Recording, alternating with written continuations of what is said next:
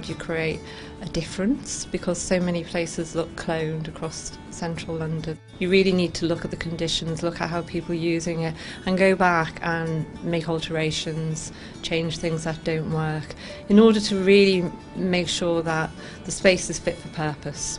Actually working with the sense of place that was already there, not killing the sense of place. I think people are always searching for things that sort of are credible and authentic, and other people are sometimes better able to bring that to a space than the developer. We refer to the master plan as 4 villages and a high street, and each one of those villages specifically focuses on West Kensington or West Brompton, or the reorganisation and hopefully revitalisation of North End Road. And if we can get to a position where the local community believe this is part of the environment they live in, that's success for us. The idea of collaborative consumption is asset ownership that is then made more efficient by sharing the asset. On one side, it initiates the exchange of people from one part of the city or a building to another, but additionally offers us monetization possibilities of otherwise latent assets. Hackney has iteratively introduced a whole raft of schemes that have promoted public transport, cycling and walking. One developer that's talking about Earl's Court was saying that they spent more of their design review panel time thinking about the public spaces than they did the elevations and the architecture. I liked the discussion around the idea of emergence, of doing things incrementally, in letting London and Londoners make streets for themselves. And I think this, in times of limited investment, might be a good way of testing out some radical ideas to change the way that London flows. The standard will already tell us about those great new squares that have been created now, or indeed created in the past.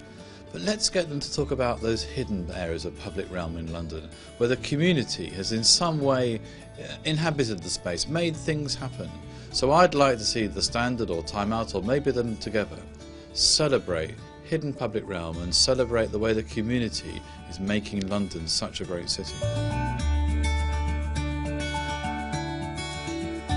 The great thing about the Big Think is that we've got different people along. It's been a completely refreshing look at the future of London. There's been 2 pieces in Property Week so far. We have a 3rd piece coming out soon in our magazine, and then the grand finale is across 8 pages in the March the 8th Property Week International special.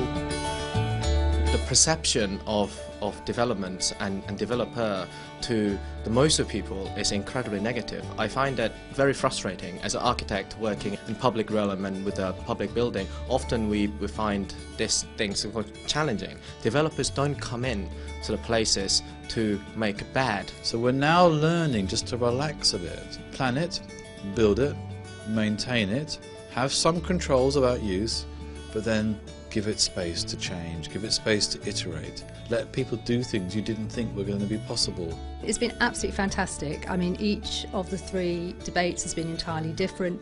There have been so many issues that have come out that I really look forward to taking the Big Think forward, because I think there's a lot to think about. Oh, it's been fantastic. I've been so impressed and so pleased with the way people have responded to it.